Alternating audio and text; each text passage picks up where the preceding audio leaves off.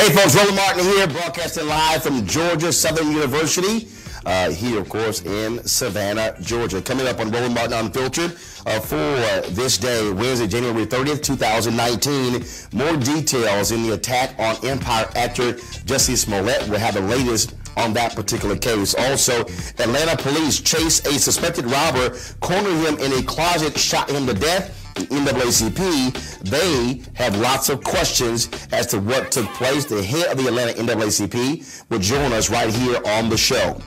Also, billionaire Howard Schultz, and of course, who wants to be president, tweets out an article calling Senator Kamala Harris shrill.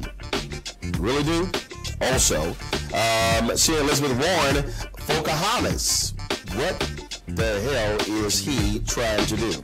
Also, folks, MSNBC's Craig Melvin calls BS on Franklin Graham, saying Donald Trump doesn't lie. Folks, wait until you hear what Graham had to say. Really, dude? Donald Trump doesn't lie? Come on. Also, two reporters found that 8 states with schools named after avowed segregationists and white supremacists, folks. Some with majority black students. The reporters join us live to break this all down. Also, we got a true life Queen Sugar story, a black family in Louisiana fighting to save their livelihood. Also, we have a second day of tributes for the late James Ingram. We are going to be joined by some heavyweights, including Eddie Levert, Johnny Gill, Howard Hewitt, Terry Ellis, and Joe Albright. Folks, we have a jam-packed show. It's time to bring the funk on Roland Martin Unfiltered. Let's go. Whatever the biz, he's on it. Whatever it is, he's got the scoop, the fact, the find. And when it breaks, he's right on time and it's rolling. Best believe he's knowing. Putting it down from sports to news to politics. With entertainment just for kicks, he's rolling. It's on go, y'all. It's Roland Martin, rolling with Roland now. He's funky, he's fresh, he's real, the best, you know he's Roland Martin now.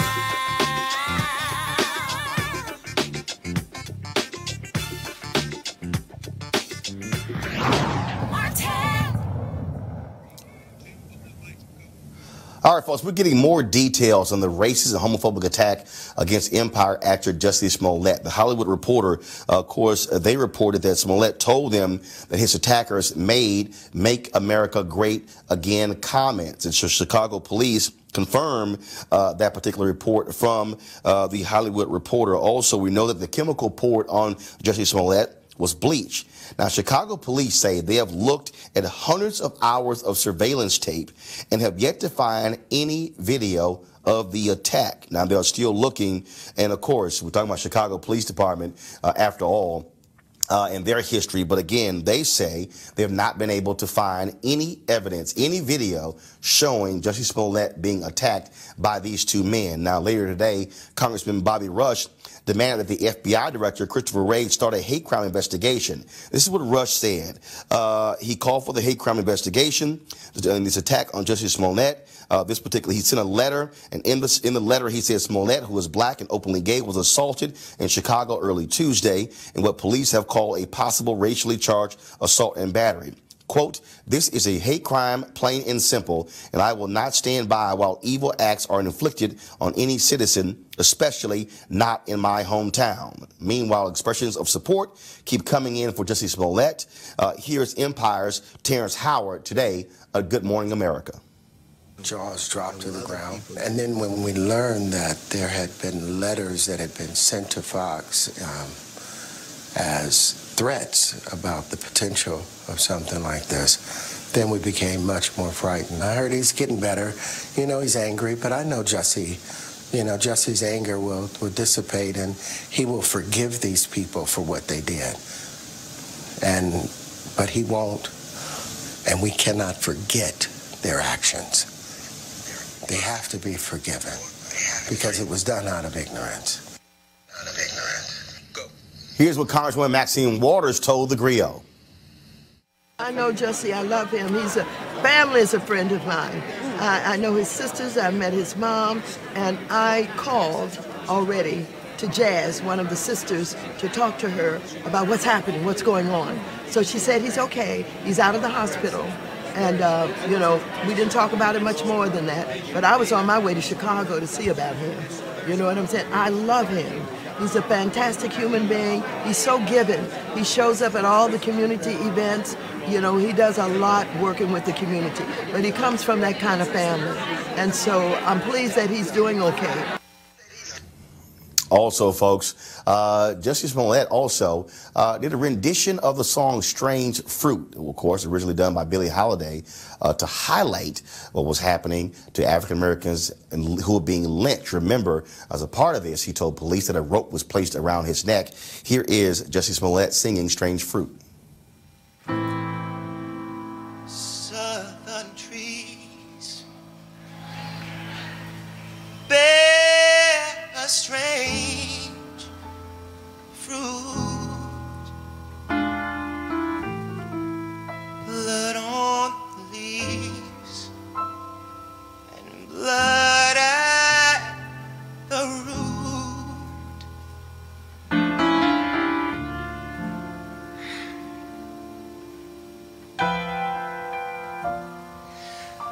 Black bodies swinging in the southern breeze,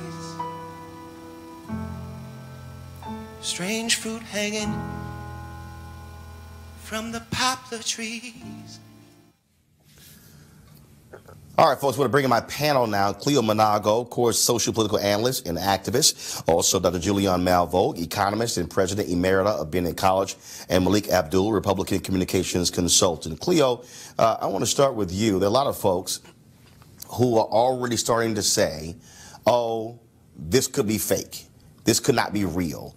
Chicago police are saying they looked at hundreds of hours of video. They don't see any sort of thing on here showing he was attacked. And so to folks to begin to call into question the credibility of Jussie Smollett, I've had folks hitting me on social media saying, oh, we've seen this before. Don't get too far ahead of yourselves. This could be fake. Oh, please. I doubt very seriously if Mr. Smollett would invent something like this. I mean, usually people who are hateful and insecure and who have some type of hidden agenda does things like this. But I've been in his presence. We never really met officially. We both were at an awards ceremony last year that we both won awards at, but we didn't get a chance to talk because I had to leave. But the bottom line is that this dude, like Maxine said, is in the community. 1 second. Hold on, Cleo. I'm having some issues with your audio. Let me go to Julian Malveaux. Julian? This is absurd that anybody would make this up. This brother is of such a stature that he has no need to make this up. We've seen fake fools before. Let me say that again. We've seen fake fools before. But usually, as Cleo said, they were insecure. They didn't have anything going for themselves. This was their catapult to fame. He is already famous. He's already helping our community. I'm grateful to him for what he's done for Bennett College for Women. He and his brother, I stand with Bennett. And so, first of all, Roland, do we believe anything that comes out of the mouth of a Chicago policeman? After Laquan McDonald, do we truly, really believe that the Chicago police is capable of doing an appropriate investigation? Thank you, Bobby Rush, for being there. Thank you, Congresswoman Waters, for being there. But, you know, we can just throw Chicago police away and say, if this brother said it happened, we know it happened. Not only do we know it happened, but we must resist this lynching or attempted lynching of yet another black man. Malik? Well, you know, we have to say that, as we always do, that people, you know, who allege any sort of crime or have been victimized, you know, that they should be believed, or they should be heard. I'll say that. You know, I will say that, you know, the story does sound, it goes in some different directions, because initially what we were told is that, you know, they were shouting MAGA, and, you know, we found out that that wasn't the case, or maybe it was the case. We really still don't know, but there are some things about this story. No. Here's what we do know.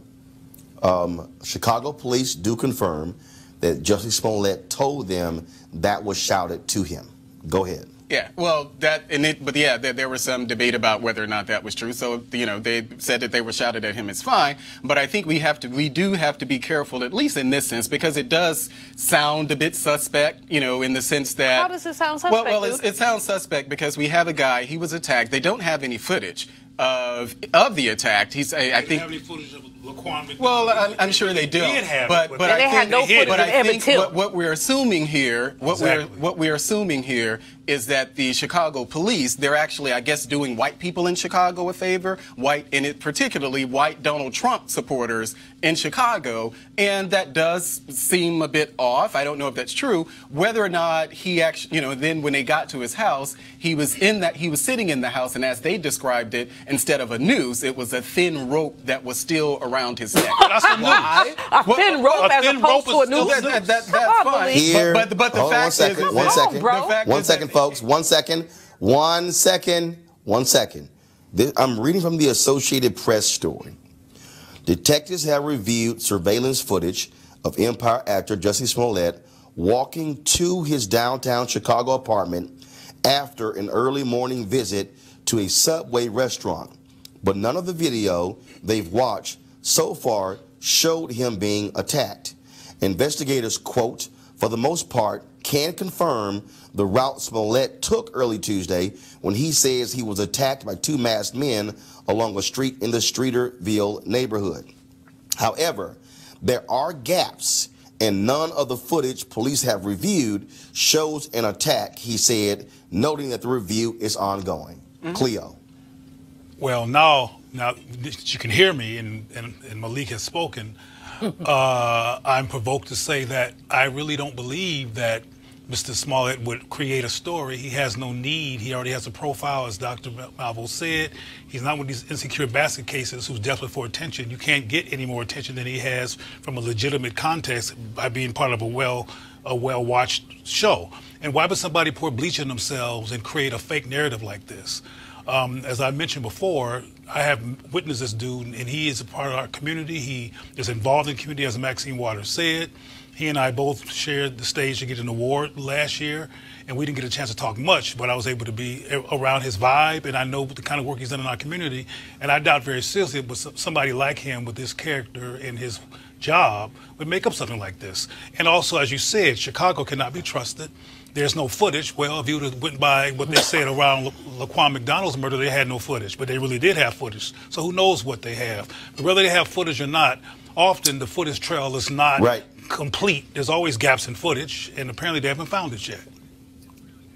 And again, what they also said, they're going to be expanding their search in terms of for buses and other buildings to expand the zone by which they're looking at. Let's go to our next story, folks, and that is the Super Bowl is in Atlanta this weekend, but the game will be played against the all too frequent backdrop of another problematic police shooting of an apparently unarmed black man in a closet. The NAACP is investigating, and Richard Rose, who is the NAACP president in Atlanta, joins us right now with details. Richard, how you doing? Hello, how are you today? So explain this. First of all, we know one of the reasons why Colin Kaepernick was kneeling and protesting, dealing with police brutality. What's up with this case in Atlanta? Chasing down a black man, shooting and killing him in a closet? Yes, I spoke with the chief of police, who has not provided any details, but the details we've been able to gather indicate that first it was a suspicious arrest. There was an issue over a cell phone, a disagreement. So in response to that, a criminal warrant was issued, and the police apparently descended upon an apartment complex in full military weaponry. A gentleman jumped out of a third floor window running away, probably a little fearful of his life.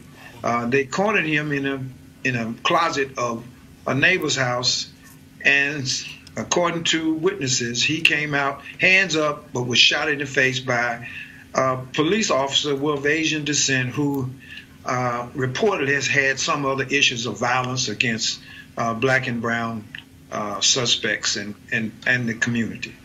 So at first, I think the policeman was returned to duty, but after some outcry, including from the the district attorney in Fulton County, which is Atlanta. He was relieved of duty, and the investigation is ongoing. And so, obviously, this is unfortunately another case of a black man being shot and killed here. What are the next steps for you and the NAACP? Well, we will continue to monitor the case. I've had a couple of conversations with the police chief that have been less than forthcoming, but we will follow the information as much as we can. There's been, reports that there were several officers were involved.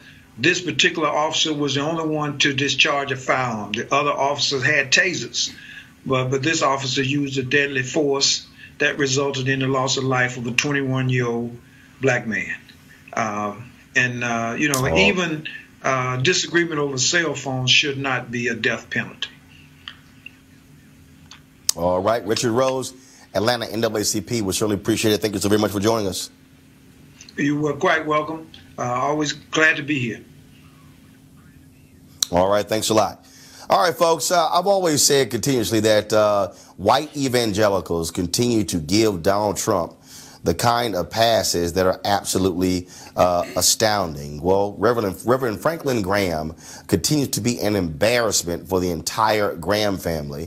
This is the man who constantly questioned the faith of President Barack Obama, but has nothing but just covers up for a guy who cheated on his wife multiple times. So earlier, Franklin Graham was on MSNBC with Craig Melvin, and he was asked about Trump lying.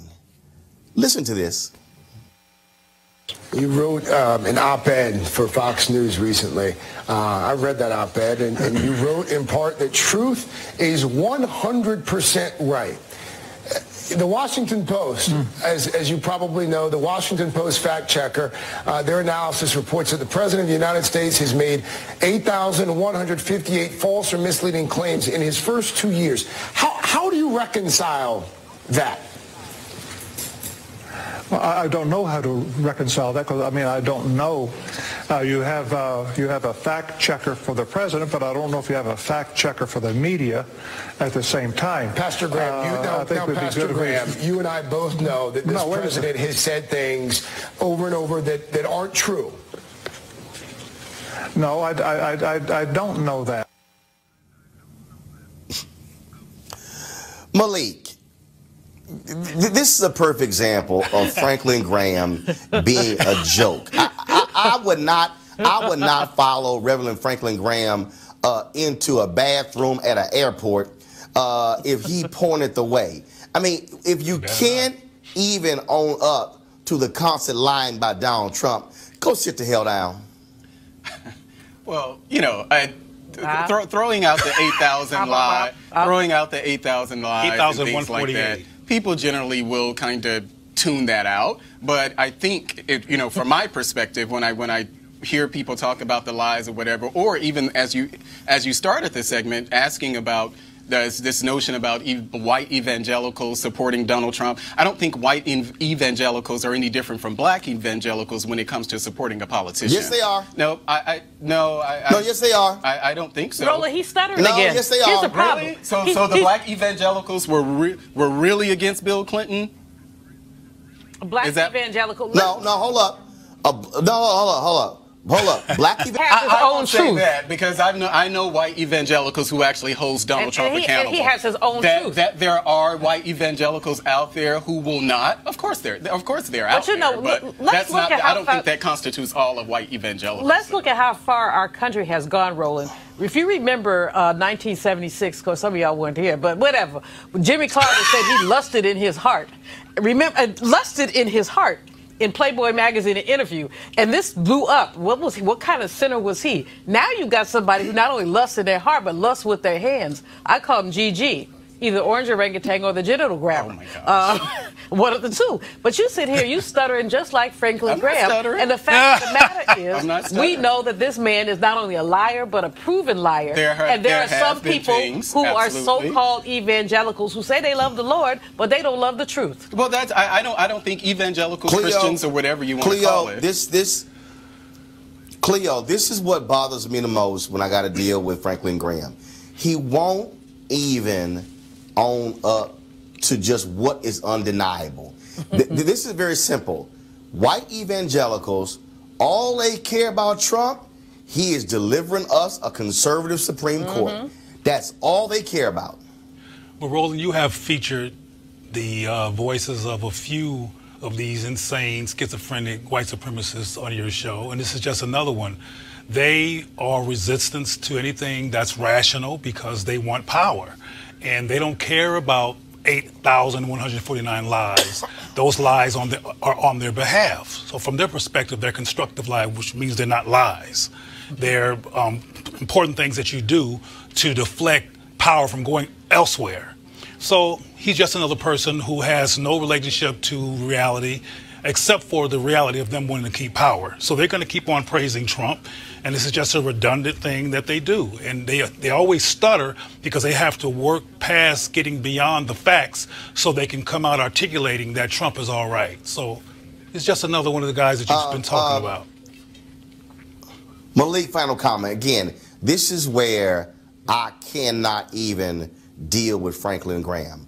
The fact that the man can't even acknowledge what is undeniable. He won't even say anything that is remotely negative about Donald Trump. He excuses whatever he does. That's why, from this point forth, I don't want to hear Franklin Graham ever talk about morality, character, or values, because he, frankly, has he basically has given up any moral authority whatsoever. Franklin Graham, Franklin Graham can speak for himself. I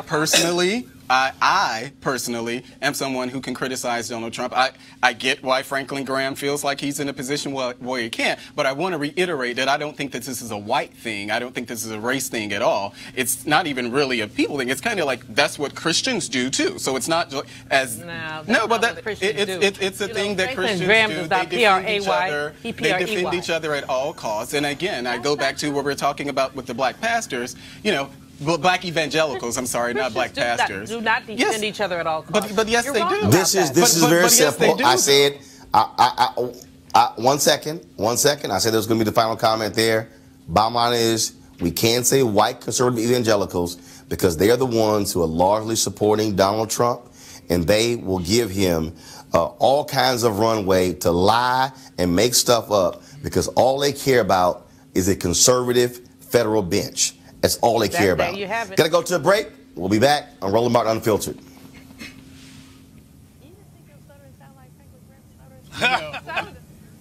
You want to check out Roland Martin Unfiltered? YouTube.com/Roland S. Martin. And subscribe to our YouTube channel. There's only one daily digital show out here that keeps it black and keep it real. It's Roland Martin Unfiltered. See that name right there? Roland Martin Unfiltered. Like, share, and subscribe to our YouTube channel. That's youtube.com/Roland S. Martin. And don't forget to turn on your notifications so when we go live, you'll know it. All right, everybody out here in 2019 trying to get healthy and get well and get fit. And so people are trying all kinds of different diets and different things along those lines. Well, what about the D-Herbs Full Body Cleanse? They're one of the partners here for Roland Martin Unfiltered. As I told you, I did the 20-day D-Herbs Cleanse, lost 18 pounds, eating just raw vegetables and fruits and nuts, things along those lines. No fried foods, no processed foods, no red meat, no dairy, all that stuff. You can't do by doing the cleanse. It is about providing you more energy, taking the toxic stuff out of your body, and actually being able to clean you out and to start you fresh and anew. If you want to try the D-Herbs Cleanse, we ask you to go to dherbs.com, and use the promo code Roland. You can also call 1-866-4-D-Herbs, 1-866-4-D-HERBS for you to try the D-Herbs Cleanse. They have 27 different cleanses, and so you have an opportunity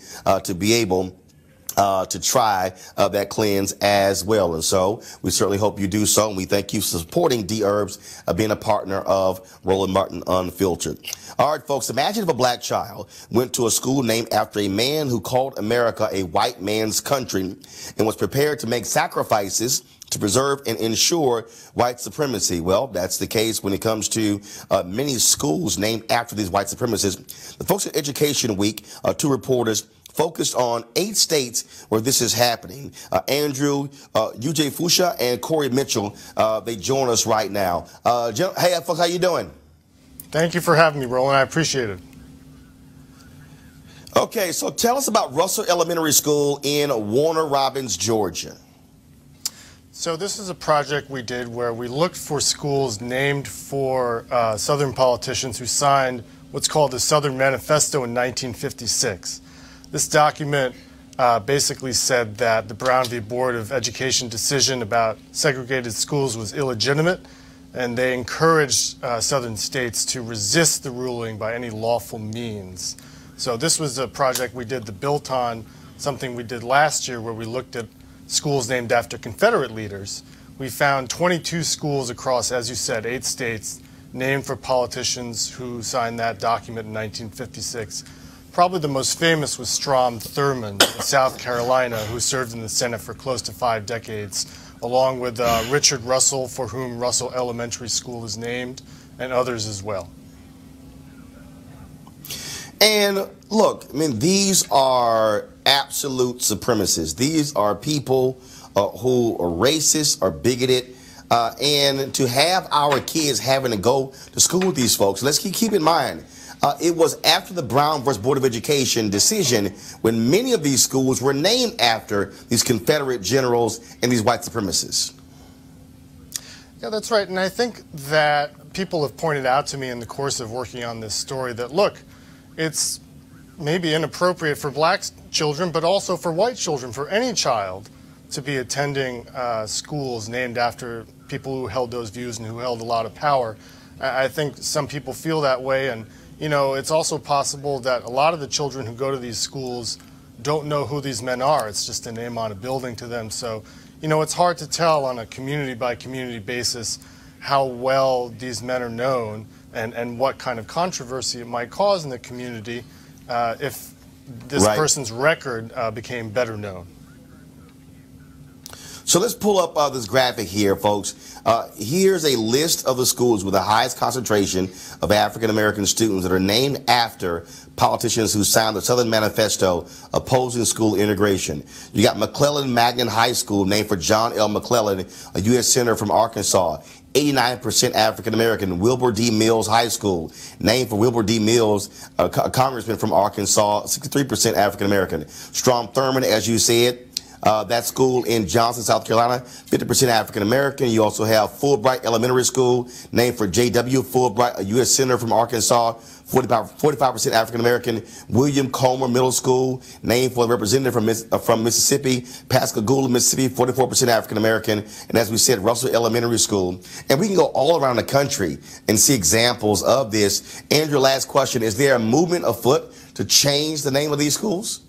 I don't think there's a broad movement in the same way that we've seen people push against schools named for Confederates. There have been isolated cases where people have protested the names, and in a few cases in places like Virginia, the names have been changed. But I think these names are not as well known as names like Robert E. Lee, and so I don't think so far they've provoked the same kind of reaction in different communities. All right, then. Andrew, great job with Education Week. Thank you for enlightening folks about this. Thank you for having me. I appreciate it. I want to go to our panel here. Cleo, I want to start with you. We always talk about, the targeting of black people and the psyche of black people. And this is a continuation of white supremacy when we talk about these high schools that are named after folks like Robert E. Lee. Yeah.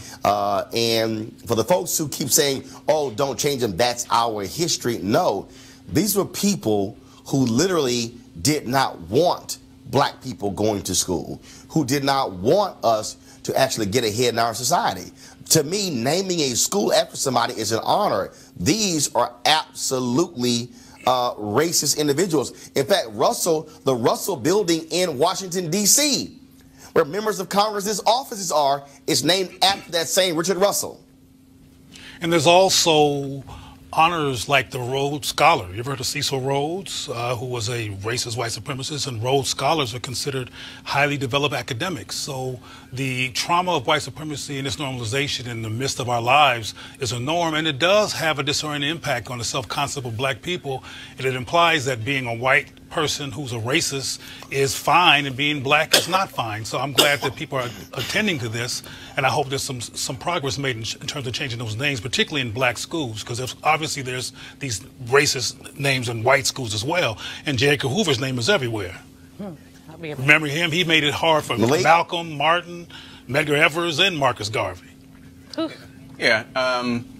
These stories, you know, we can figure out what we're going to do with renaming schools or any of things. You know, I'm kind of, and you know, yes, I'm concerned about it, but at the same time, I do acknowledge, as you said, you know, I live in a city where the Russell Senate office building is named after that same person.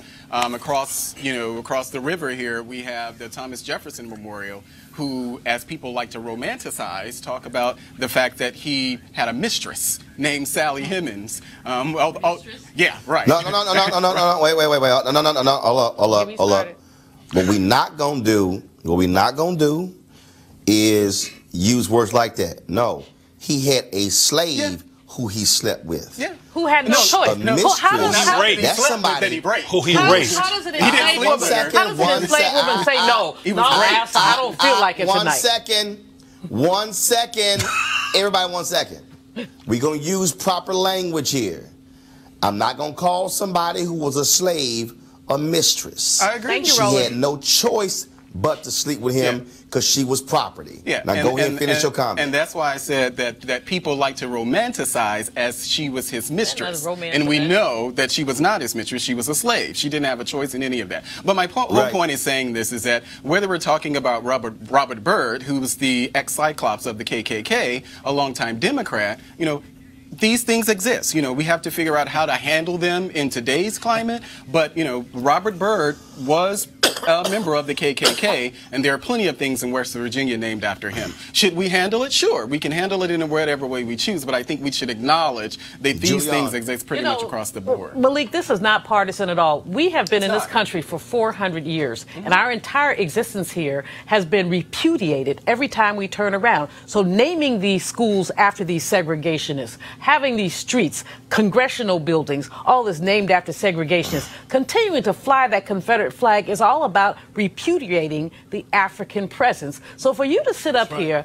and refuse and try to make jokes about romance, there has been no romance. I didn't make a joke about romance. I'm telling you what people have said Baby about boy, it. I'm not making that. No, you use the word romance. You use the word romance, which does not belong in any sentence that has anything to do. He was saying that others have I need everybody to chill out.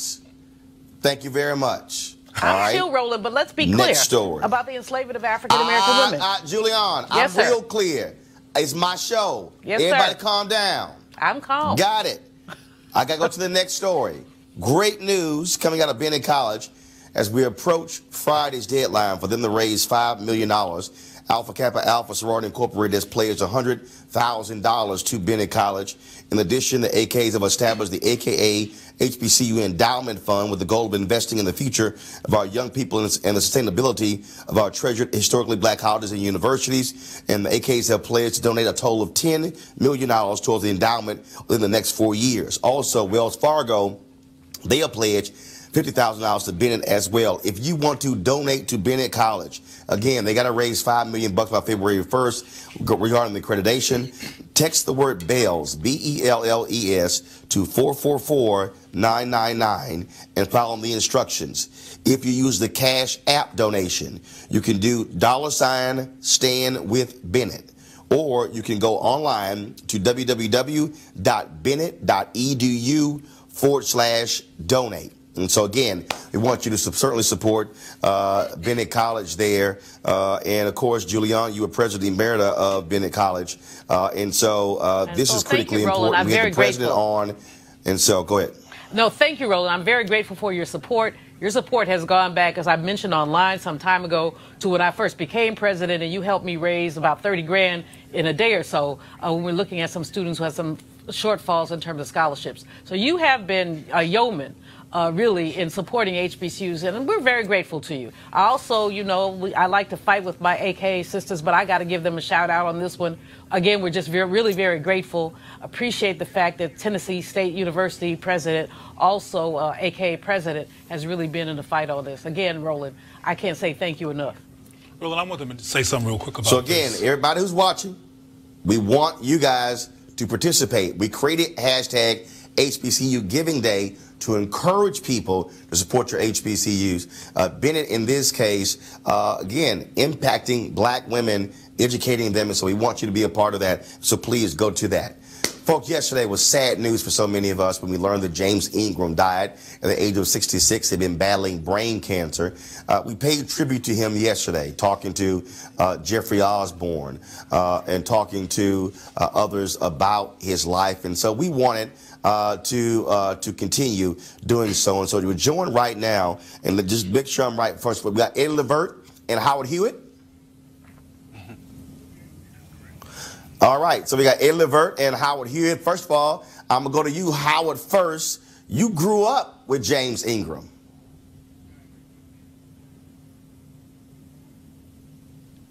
Okay, I can't hear Howard, guys. Is he there? I'm here. Okay, Howard. All right, so Howard, I'm here. you've known James for a long time. Howard, you guys grew up together, right? Can you hear me?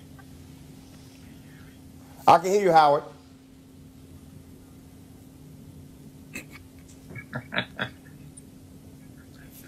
Okay, guys, tell me what's going on the audio-wise. Howard Hewitt, can you hear me? Okay, Eddie Levert, can you hear me? Yes, sir. Hey. All right, Eddie. So, 2007, at the Quincy Jones tribute, the History Makers, you and Howard Hewitt, Herbie Hancock, and others were there to celebrate Quincy Jones.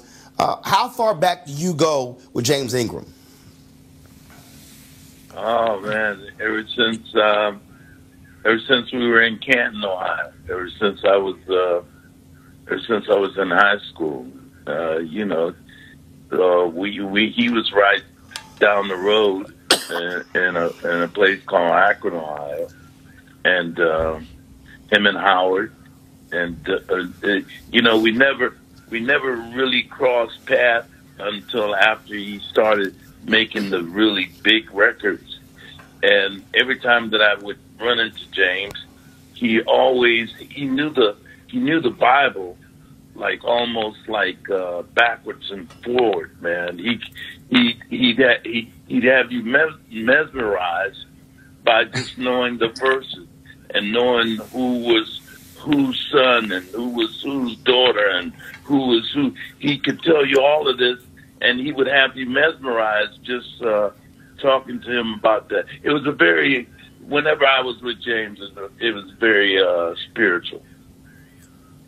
Eddie. Man, what in the world was in the water in Ohio with James Ingram and the OJs and of course all these other groups, Howard Hewitt? My goodness. Isley Brothers, Ohio players, all is y'all. that Eddie Levert? Is that Howard Eddie Levert? Hewitt? Yes. Howard Hewitt, What's up, can you hear brother? us? How you doing, man? How you doing, man? So Howard, I got to ask you, you grew up with James Ingram, right? Well, I first met James when I was 15. I was 15 years old. I was with a group called Life. We spelled it Lyfe, and his group was called Revelation Funk, and it was crazy because James was the keyboard player for Revelation Funk, and he sang background.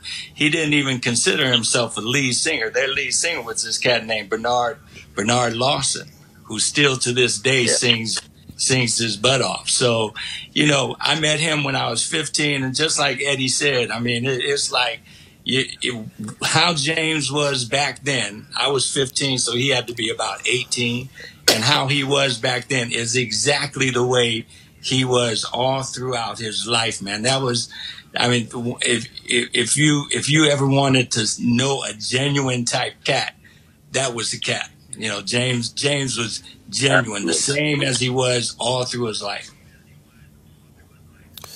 Eddie, Howard just talked about James not really being out front. And, I mean, he had to be pulled out front, if you will. And, man, if Quincy Jones had not heard that demo, you know, he would have kept writing songs and been in the background. But he just had this totally different, unique sound, and we've been blessed as a result of that. Yeah, it was he had a Grammy Award-winning sound. He could. James appealed to everybody who liked music, everybody who liked good music. James appealed to those people. Everybody who, if you wanted to know, James was a prime example of good singer, good person, good to talk to, good writer, good to be around. Just a good person. Yeah, I learned so much from James through the years. One of the most important thing to me as a writer is like James and I would get together and we would write stuff, go to the house, he'd come to my house, I go to his house.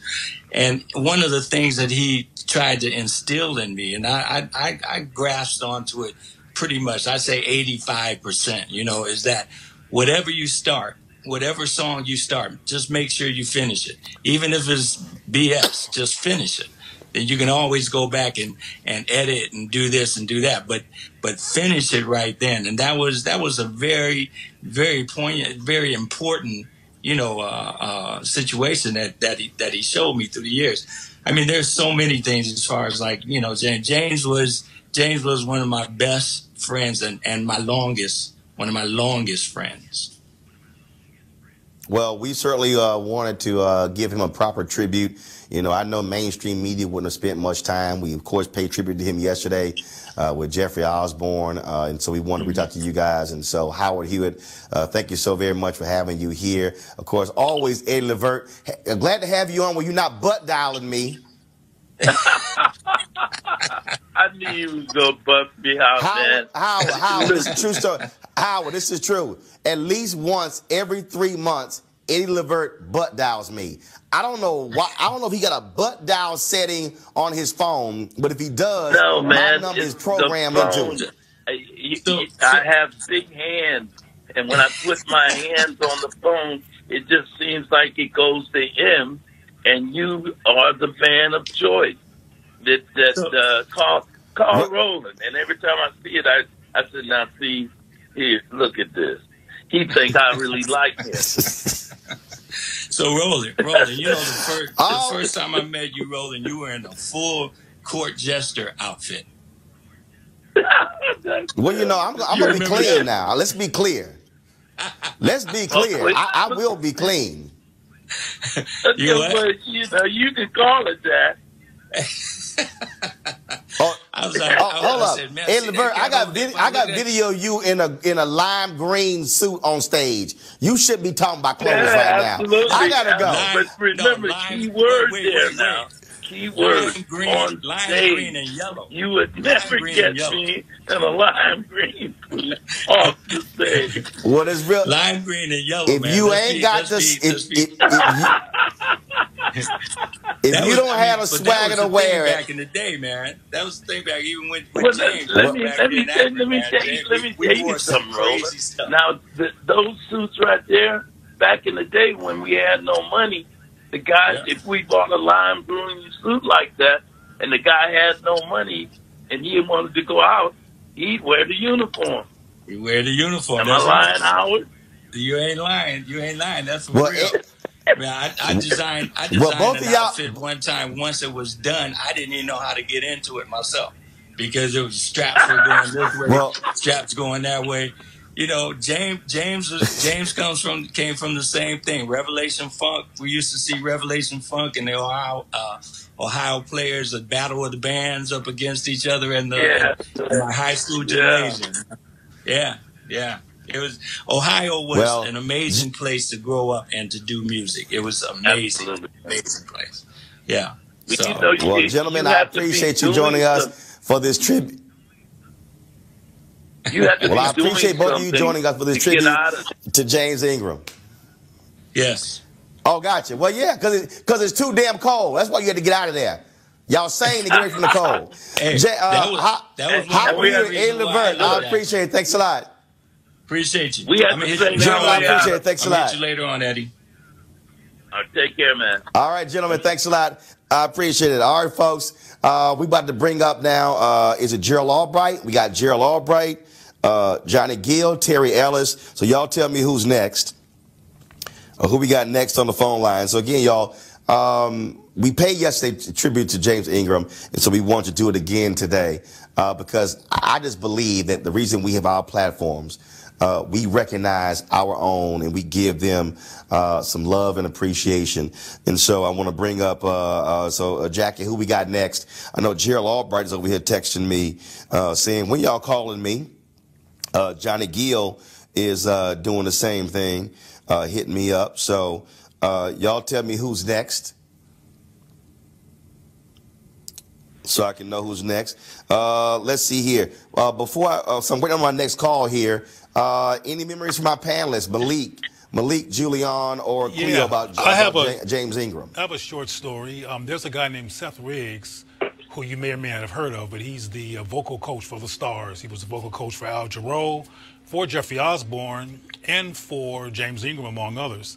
And I was at a workshop that Seth Riggs gave at UCLA, and we were talking about the business. And to make a long story short, I was talking about what you might imagine I was talking about, which was racism in the music business and how problematic that was. And I gave kind of a short dissertation on my concerns. And at the end of the workshop, James Ingram called me over, and he put his arm around my shoulder. He said, "You a smart brother, huh?" And I said, "Well, I guess. I don't know." He said, "Well, I really appreciate what you said, and I want to hear more, and we should hang sometime." We never did hang after that. But that was my moment with James Ingram, and he was definitely about his people. And I haven't heard that much comment about that, but he was really involved with the black community and a person who was what they call a so-called race man, somebody who was about the progress and the uplifting of black people, and he made that clear to me during our interaction. And you know, the fact that he was, that Roland, the importance of your platform here is that this is somebody who would not be lifted up were it not for this kind of time. And the fact is that he was a race man. We've forgotten what race people are. I mean, there were black people. They were not racist. They were racial. They put our people first. Yep. And when I look at Eddie Levert and Howard Hewitt and the others that you're going to bring on, many of them are race people as well. But we don't lift that up enough. And we really do need to understand that no matter what else is going on in your life, your career, your space, that you need to be real black for me. There's a song, I think, Roberta Flack and Donny Hathaway. Beautiful. Be real black for me. And that's, you know, that's all you got to do. And I see Malik wearing his dashiki, being real black today on Roland Unfiltered. He's I want to bring up my man, my alpha brother. I want to bring up my frat brother, saxophonist Gerald Albright. Hey, Gerald. Hey, Roland, how you doing? Hello, everybody. Hello, Gerald. Hey. Doing great, man. Hate to call you under these circumstances, but we're celebrating the life and legacy of James Ingram. Just share your thoughts about your longtime friend. Well, I truly missed him when I got the news yesterday. It was a blow, a big blow for me, and actually a double blow for the family, because I also found out that he lost his brother David only a month ago, and so the family is definitely suffering. But in terms of James, just one of the finest vocalists that I've had a chance to know. There's not a purer voice like him. He was just so very, very talented, and I haven't seen him in years because, you know, I moved to Denver, Colorado in 2005. But when I lived in L.A. as a sideman, I got a chance to be on some television shows with him and award shows and things, and my mouth would drop every time he opened his mouth to sing, man. He was just incredible, a great family man, just a great person, man. I'm glad to have known him. All right, then. Well, I definitely wanted to get you on the show to share your thoughts about James Ingram. And your favorite James Ingram song, last question, your favorite song from James Ingram? Now, Roland, you know, that's the hardest question of the day right now. It's too many hits. But if I had to narrow it down, I would probably say, just once was probably number one. But then there's 100 ways too, and I don't have a heart. I mean, it's hard to narrow it down.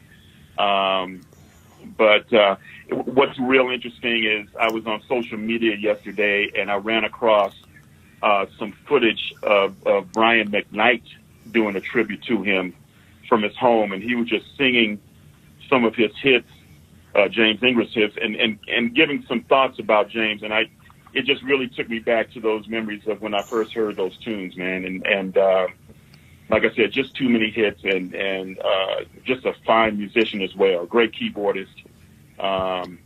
He will be truly missed. All right, Gerald Albright. We surely appreciate it, man. Thank you so very much. And folks, be sure to get Gerald's CD 30, celebrating his 30 years in music. Thanks a lot, Frat. My pleasure, Frat. All the best. Bye-bye. All right, then. And folks, real quick, we're going to pull up Terry Ellis of En Vogue. Going to get her on the phone real quick. Malik, your favorite James Ingram song? I don't have the heart. I don't, and I will admit that I don't.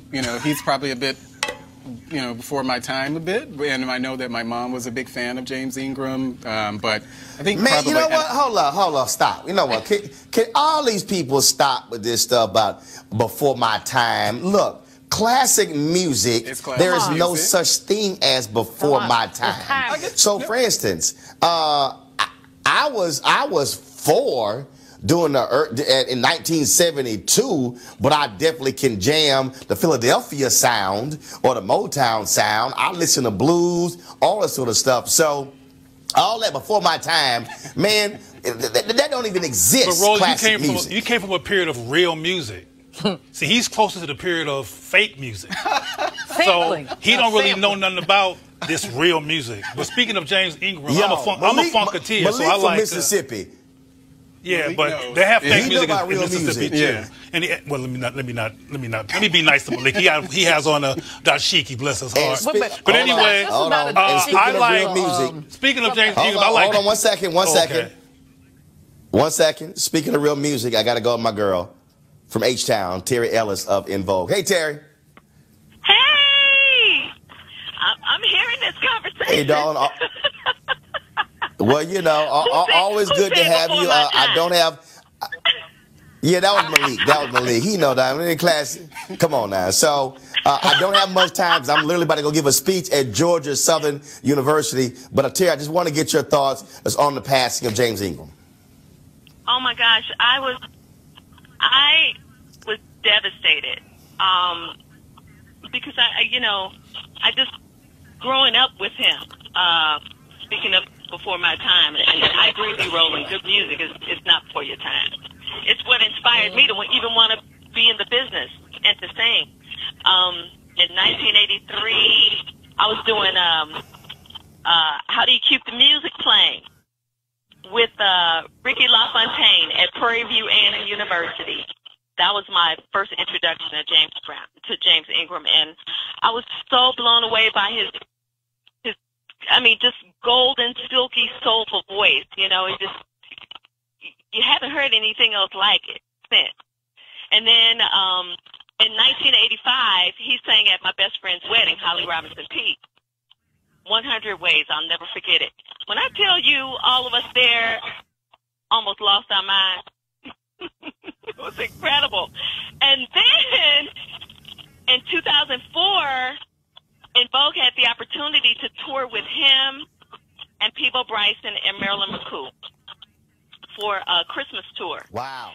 And when I tell you, and we all rode on the same bus, and when I tell you, we were like little kids just sitting there listening to just all the golden moments and the information and the experience that he was giving us and dropping on us. And then I, on that same tour, had the opportunity to sing Baby Come to Me with him.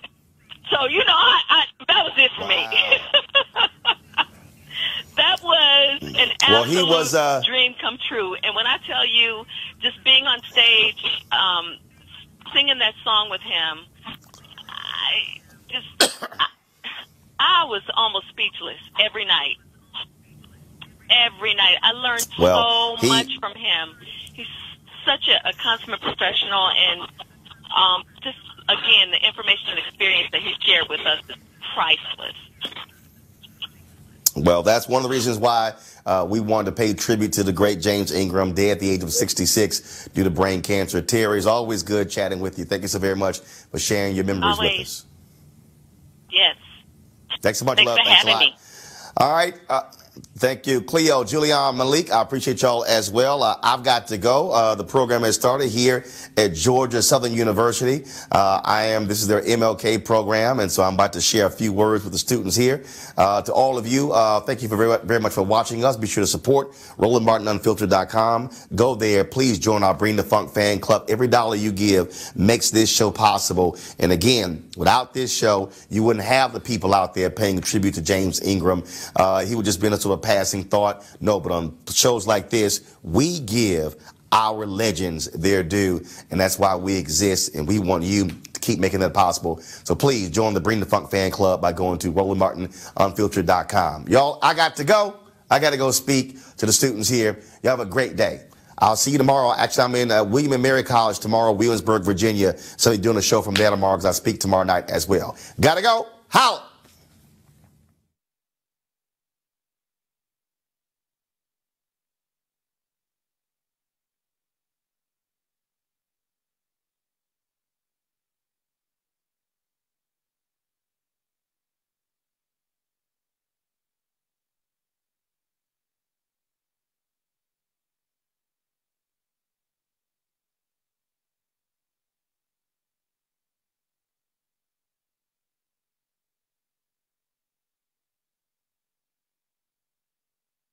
You want to check out Roland Martin Unfiltered?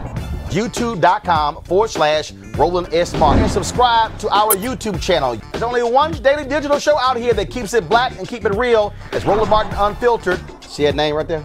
Roland Martin Unfiltered. Like, share, and subscribe to our YouTube channel. That's YouTube.com/Roland S. Martin. And don't forget to turn on your notifications so when we go live, you'll know it.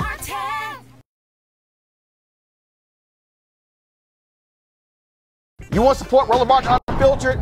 Be sure to join our Bring the Funk fan club. Every dollar that you give to us supports our daily digital show. There's only one daily digital show out here that keeps it black and keep it real. It's Roland Martin Unfiltered. Support the Roland Martin Unfiltered daily digital show by going to RolandMartinUnfiltered.com. Our goal is to get 20,000 of our fans contributing $50 each for the whole year. You can make this possible. RolandMartinUnfiltered.com.